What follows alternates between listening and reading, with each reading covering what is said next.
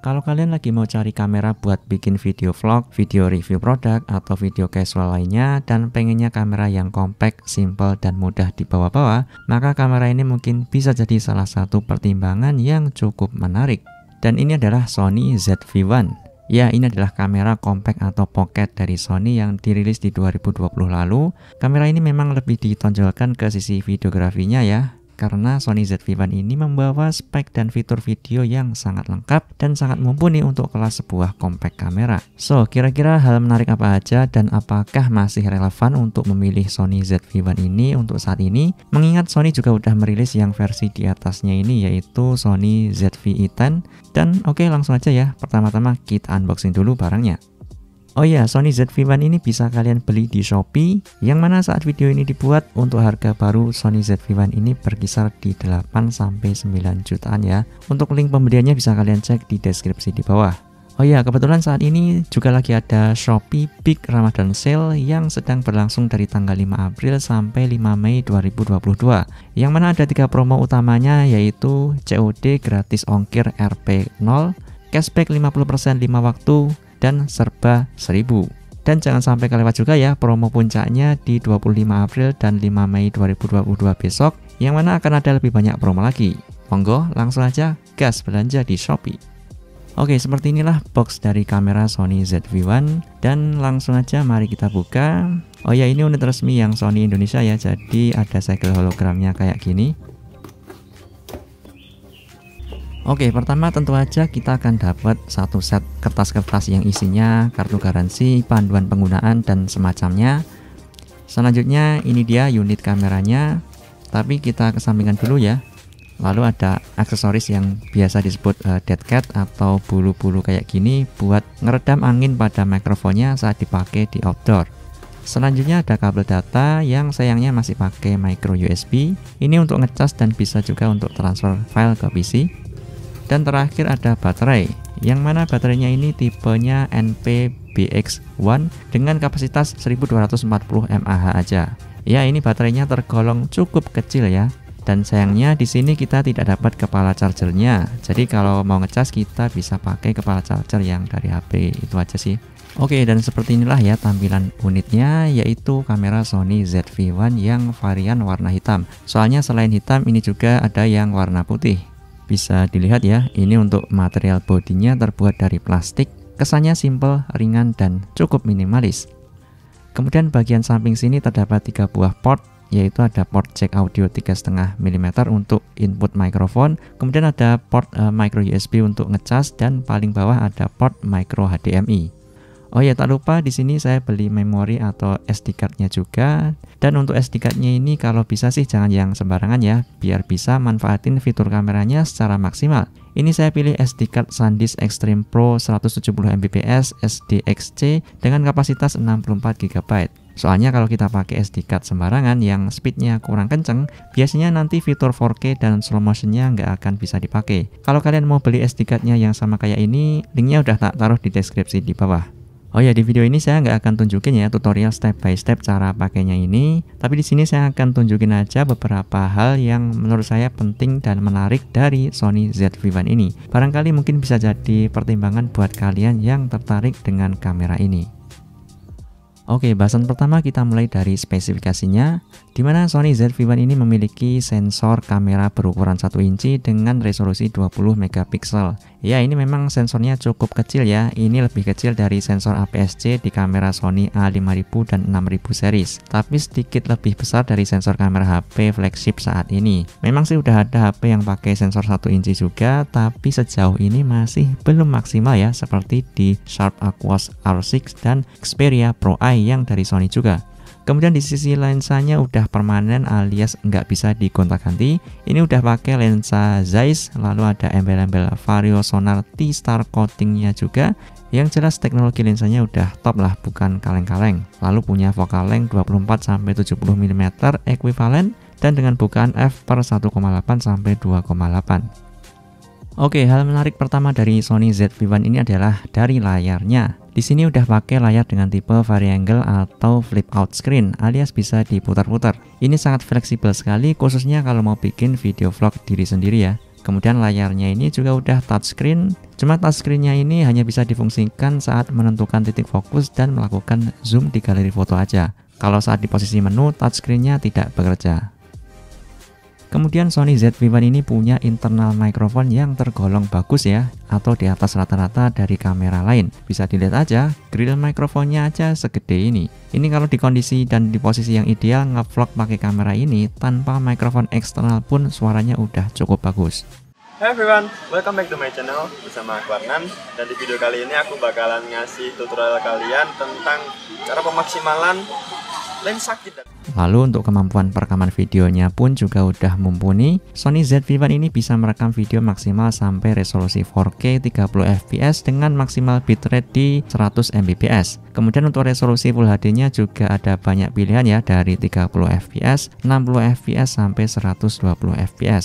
Selain itu, di sini juga bisa melakukan slow motion dari 240, 480 sampai 960 fps. Tak ketinggalan yang suka color grading, di sini juga udah bisa merekam video flat profile, misalnya pakai S-Log 2 atau HLG. Udah lengkap banget lah pokoknya, mirip banget kayak di Sony A6400 ke atas ya. Lanjut, hal menarik selanjutnya adalah dari sisi warna. Karena ini masih tergolong kamera keluaran baru dan peruntukannya juga untuk vlogging, maka dari sisi warna atau color science yang dibawa pun juga udah lebih update. Yang jelas dari skin tone udah lebih menarik daripada kamera-kamera Sony terdahulu. Hal keren selanjutnya di sini adalah autofocus. Ya, nggak bisa dipungkiri, sejauh ini memang teknologi autofocus Sony memang masih jadi rajanya ya. Bahkan dari dulu, yang mana kamera-kamera Sony yang lama pun autofocusnya udah sangat mumpuni. Apalagi di Sony ZV-1 ini yang punya sensor kecil. Tentu aja autofocusnya termasuk udah kenceng dan akurat banget. Terdapat fitur real-time eye autofocus dan object tracking yang sangat akurat saat dipakai merekam video. Pokoknya masalah autofocus udah handal banget lah. Kemudian masih berkaitan dengan autofocus, di sini ada fitur yang sangat berguna sekali khususnya untuk para influencer atau yang sering review-review produk, yaitu product showcase. Yang mana kalau fitur ini aktif, maka kamera akan memprioritaskan autofocus pada objek terdekat dari lensa. Kayak ginilah contohnya. Oke, di sini saya mau coba tes untuk autofocus dari Sony ZV-1 ini, di mana ini saya rekam menggunakan Sony ZV-1 dengan mikrofon internalnya ya, jadi langsung suara dari kameranya seperti ini kualitasnya. Nah, pernah nggak sih kalau kalian nonton video vlog seseorang atau siapapun yang kadang-kadang nunjukin barang ke kamera, biasanya kan mereka nunjukinnya kayak gini ya, harus ditutupi dengan tangan kiri biar bisa fokus ke objeknya. Nah, itu karena secara default itu untuk fokus dari kamera itu trackingnya ke muka atau mata ya, jadi perlu diginiin, perlu ditutupin mukanya biar fokusnya pindah ke sini. Jadi kalau digini kan nggak bisa kan, walaupun ini udah deket. Nah, tapi di Sony ZV-1 ini ada yang namanya product showcase. Jadi dengan fitur itu kita bisa fokus dengan cara mudah apapun yang kita tunjukin ke kamera. Seperti inilah fiturnya kalau kita aktifkan. Oke, ini fitur product showcase-nya aktif dan langsung aja. Wuh, gila, keren banget. Jadi nunjukin barang nggak perlu gini-gini lagi, langsung set. Ini ada baterainya, baterai cadangan. Set.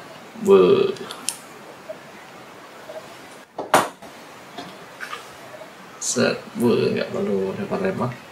Fokusnya cepat banget, luar biasa ini. Soalnya kan sejauh ini memang juaranya kalau autofocus HP Xperia.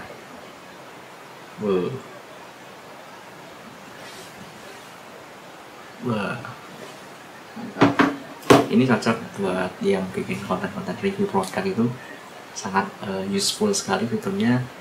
Buat konten mukbang juga keren karena bisa langsung tunjukin makanannya gini, tanpa nggak perlu gini-gini lagi, langsung set.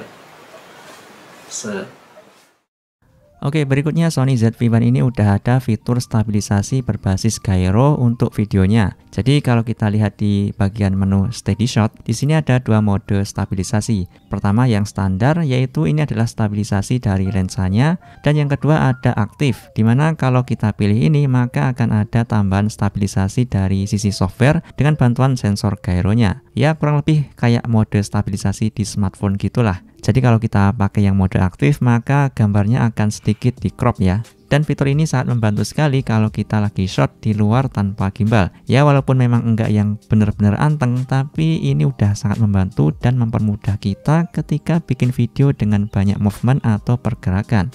Selain itu, dengan adanya fitur data gyro di Sony ZV-1 ini, hasil videonya ini bisa kita stabilin lagi via editing menggunakan aplikasi dari Sony yaitu Catalyst Pro, yang mana hasil akhirnya signifikan lebih bagus dibanding kalau kita lakukan wrap stabilizer di aplikasi editor video semacam Adobe Premiere atau DaVinci Resolve.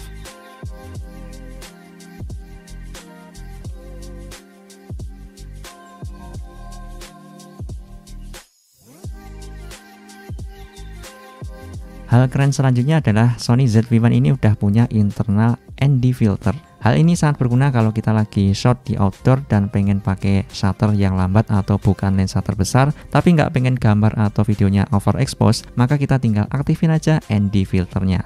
Mantap! Oke, itu tadi ya berbagai keunggulan dan hal menarik dari Sony ZV-1 ini. Namun selain keunggulan pastinya juga ada kekurangannya ya. Dan untuk kekurangannya atau keluhan yang saya rasakan di Sony ZV-1 ini antara lain, pertama, baterainya termasuk cukup boros ya. Mungkin karena ngejar compactnya, jadi memang kapasitas baterainya juga kecil. Untuk video 4K diklaim bisa sampai 40-an menit. Tapi kalau rekam yang di Full HD mungkin bisa lebih lama lagi ya. Di atas 1 jam mungkin masih kuat lah baterainya. Tapi saya sendiri juga belum pernah pakai kamera ini buat record panjang juga sih, karena cuma dipakai buat bikin video-video review aja. Tapi yang jelas kalau pakai Sony ZV-1 ini wajib lah punya baterai cadangan. Saya sendiri total punya 3 baterai. Kemudian keluhan selanjutnya masalah panas. Pengalaman penggunaan saya sebenarnya enggak yang sampai menyebalkan, tapi kalau dipakai rekam lumayan lama atau di resolusi 4K, kamera ini berasa cepat panas dan bisa overheat. Jadi dari manajemen panas belum sebaik kayak di APS-C terbarunya yang udah bebas overheat. Dan keluhan terakhir ada di lubang dudukan ke tripodnya, yang mana ini posisinya dekat banget dengan tutup baterainya. Jadi kalau pas dipasang di tripod dan pas mau ganti baterai, kita harus nyopot dari holder tripodnya buat bisa buka tutup baterainya. Hal ini cukup menyebalkan, tapi sebenarnya ada solusinya juga, yaitu dengan dipakein rig atau semacam frame casing tambahan gitulah. Ya, tapi harus keluar uang lagi ya buat beli. Oke, kesimpulannya Sony ZV-1 ini bisa dikatakan adalah kamera yang sangat fleksibel ya. Bisa bangetlah dipakai buat segala jenis konten. Mulai dari konten-konten vlog traveling sampai konten review produk ala-ala influencer. Tapi kalau mau beli, kira-kira lebih pilih mana antara Sony ZV-1 ini dengan Sony ZV-E10 yang lebih baru dan selisih harganya juga tidak terlalu jauh serta fiturnya juga hampir sama? Dan jawabannya adalah tergantung dari kebutuhan dan preferensi masing-masing. Kalau kalian ada rencana nantinya mau upgrade lensa, maka Sony ZV-E10 adalah pilihan yang tepat. Dan saya sendiri sebenarnya juga akan pilih Sony ZV-E10 karena dari kualitas tentu lebih bagus, karena sensornya lebih besar dan juga udah tidak cepat panas. Tapi itu kalau kalian bisa dapat di harga yang sama kayak launchingnya dulu ya, yaitu di sekitar 11 juta. Tapi kenyataan saat ini Sony ZV-E10 ini stoknya cukup jarang, dan kalau ada harganya udah naik dan udah tidak worth it lagi lah ya, karena mungkin stoknya dikit tapi peminatnya banyak banget. Jadi mungkin karena itu ya Sony ZV-1 ini masih relevan kalau mau dijadikan pilihan, karena dia punya keunggulan juga kalau dibanding Sony ZV-E10. Pertama, bodinya lebih compact dan ringan. Ini jauh lebih simpel kalau mau dibawa kemana-mana. Kedua, punya lensa 24-70 mm yang versatile dan fleksibel banget. Bahkan minimal fokusnya bisa sangat deket, jadi buat konten-konten unboxing gitu ini lebih enak lah, karena bisa fokus close up ke objek dengan mudah. Dari sisi perspektif, hal ini akan sulit kita dapatkan di lensa kit 1650 di ZV-E10.